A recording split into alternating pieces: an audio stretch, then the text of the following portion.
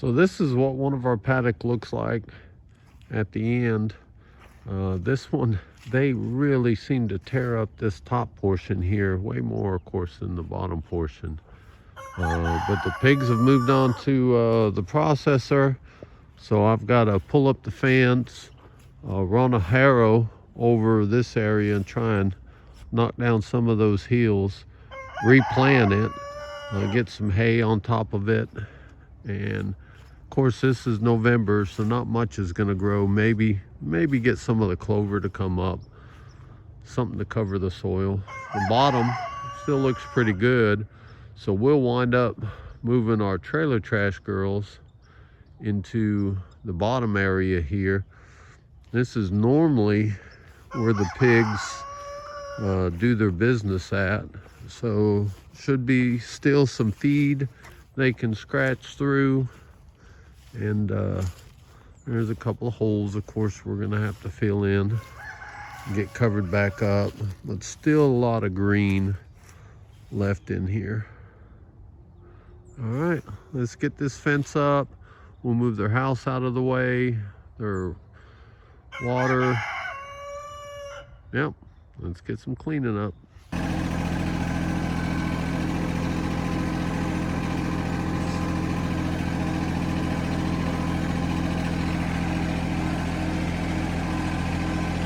Duckies.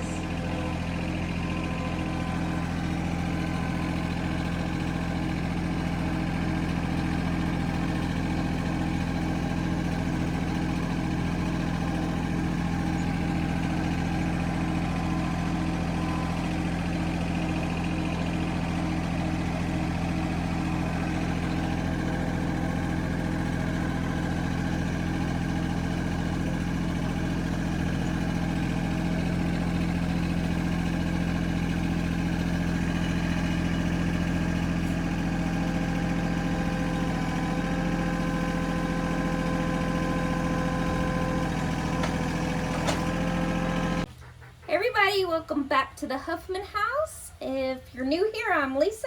And I'm Mike. Today we're going to talk to you about our little piggies that went to market. Last week was the day. Yep, they're in freezer camp. Yep, so let's see. I think one of our last videos we were telling you about that we were going to get the trailer set up so they would start getting used to it being there. To be able to get them loaded to take them to the butcher. Yep. Yeah, so that didn't go so well this time. Yeah, it was really weird. We set the trailer up right on the fence line. I run the fence from the back of the trailer all the way around the paddock to the back of the trailer. Same thing we've done the last 2 times with our pigs. Yep.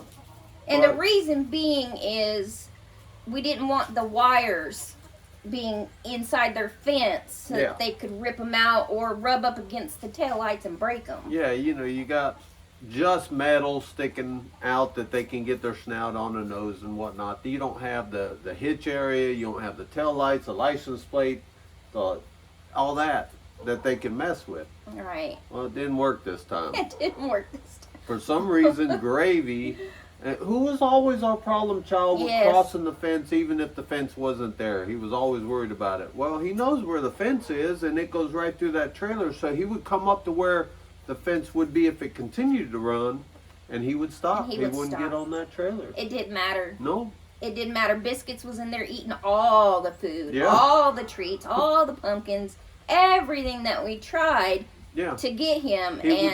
He would load up on the tailgate, and that's as far as he would go. Where the fence line would go through the trailer, he wouldn't cross that line. It was funny. No. Yeah. So, in fact, he got out. Instead he would come off the tailgate. Yeah. And then he would barge through the wire for some reason. Push through the electric wire, trying to get to the front of the trailer. Yeah. But he wouldn't cross the line. Weirdest thing. It was just it was. Yeah. It was crazy. So 2 days of chasing him down for dinner, right? After work. Yeah. I'm like, okay, enough of that. And we moved the trailer inside their paddock. Completely I set it up there. on the jack stand so it was nice and stable. Got it as level as I could with the ramp as low as possible. the next day he was right in there eating with biscuits. Not a problem. Not a problem. He was good to go after that. Yeah. Yeah. And luckily, the trailer did not sustain pig damage on any sensitive part. Yes, thank goodness. Because, again, that was our main reason why we always partially put it in and just had the fence. Yeah. You know, they get mouthy. They grab the 4-point connector or something like that and want to pull on the wire for the wiring harness. Rub on one of those. I really don't want to replace that yeah, every year, yeah. you know. Rub on one of the plastic tail, or the lights. Yeah, the tail lights. Yeah. You know, break that or something. Yeah. 'Cause, So, yeah, it was interesting. But we got them loaded and... without a hitch. No, You they know? did great. Yeah. Yep, and it was off. We went... They even offloaded much better. They did. Yeah. They did. To offload them at the place we take them to, we can't have the tailgate down for them to walk They got down. the livestock chute, so we can, you know, but the trailer's low enough. They were Yeah. able to step. But in. that's where they're like, wait a minute, there's no way to walk down it. Yeah. But the guy at the place helped Did and really great. Yeah, they went down and through the chute. Yeah. So yeah, That was fun. it was a breath, a sigh of relief once Mm-hmm. we got them there safe and sound and everything. And then so Friday, so that was on a Monday. We dropped them off on Yeah. a Monday, and Friday Mike went to go Pick them back up. pick them back up Yeah. and put them in our freezer. So yeah, We got a freezer full of meat again. freezer full of meat. Yeah. I mean, and if you see the color of the meat, it's just it looks like beef Yeah. almost. I Ver- mean, Very red, very fatty, marbling. oh, so Yeah. good. Yeah. Won't go So back. good. No, Won't go back until we can't deal with pigs. right. We did do our cut sheet different this year. Well, the plan was the smaller pig was going to be all ground except for the belly for the bacon. Yes, got a gut Yeah. bacon, right? But Am I they right? kind of mixed that up, which is okay. But so our bigger pig, which we believe, well, we know the hanging weight was 60 something. I think so. Yeah. Yeah, so 162. our bigger pig ended up hanging at 162, and then Gravy, our smaller one, around 120-ish, Yeah. something somewhere like around that. So the big one at 160 something is where we got all our ground, so we have tons of ground, which is fine because we will eat it for sure. Very much. And of course, you know, when I do family dinners and everything, Yep. yeah, so it just, everything came out good, and the final cost was $3.77 a pound. Yeah, like $3.75 a pound, Yeah. something like that. And which I'm ecstatic with. You know, this is our first year that we did the bulk feed that we got from Country Farm and Home. Oh yeah, that's true. Yeah. It's the Sarcastic Sows non-GMO blend, you know, that has the next gen minerals specifically for the Idaho pasture pig. Yep. Even though these pasture pigs weren't from a registered Yeah. pair, Yeah. you know, we normally get them from Sandy and they're a registered Right. pair. We're trying to get them a little early, and she just happened to have one, I guess, one gilt get out. Right. And got bred. pregnant. Yeah. So, and you know, we're just wanting feeder pigs. You know, we don't Idaho pasture pigs, mind you, Right. but we don't care if they're So, yeah, breed so quality they- or anything like that. We're just gonna feed her and send them off to process. Yeah. So they weren't from the same breeding pair that we normally get them from. Right. So we don't know. I mean, the gilt was non-conforming to the Idaho pasture pig standards. She got out. She got pregnant. You know, so. Yeah. Yeah. I mean, it's just. But different- still, even with them not being from the registered pair that we registered pair. normally get, Yeah. they were amazing. Yeah. One grew over 300 pounds. Yeah. You know, absolutely the biggest pig that we've We've had. And Yes. then the other one was about 240, 250 is what we figured, Yeah. somewhere around there on Yeah. the low side.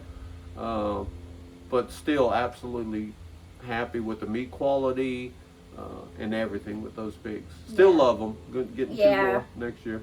For sure. For sure. Yeah, we'll definitely do it again. Yeah. And then Mike worked on cleaning up the last pasture they were in today. Yep, got that knocked out. A little excess rooting from that pasture, and they tend to stick on the high side. I don't know why, and you'll see in the video. Yeah, watch the video. Yeah. All right, so took the harrow to it. It's smoother. Not smooth. Looks a lot better. Should get lots of ground contact with the seed. There's still, you know, tons of roots and grass. Just kind of intermixed. I don't think it's anything we can deal with. All right. All right. Well, we want to thank you guys for joining us on another pig adventure. Definitely. And winter is here, so we got freezer full of food. Yep. Which you just can't beat that. Pantries are stocked. Pantries are stocked. Yeah. Making plans for next year. Yep. He's gonna get the seeding done. Yep. Trying to.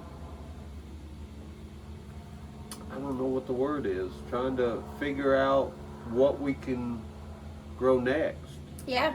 You know, expand our growing, not our area, but our.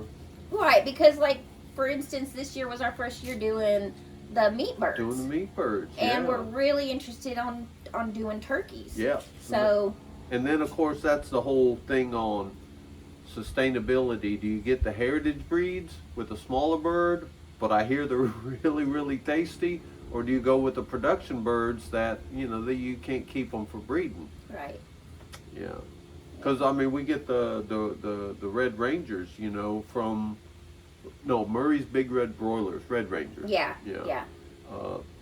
You know, those are still a production bird.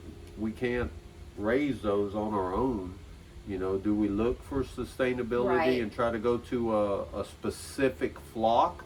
And that's all the stuff that we're in the midst of discussing, is how do we want to continue doing this? Right. You know, because we do believe we will be adding them to our repertoire. yes. So. Yes. Yeah.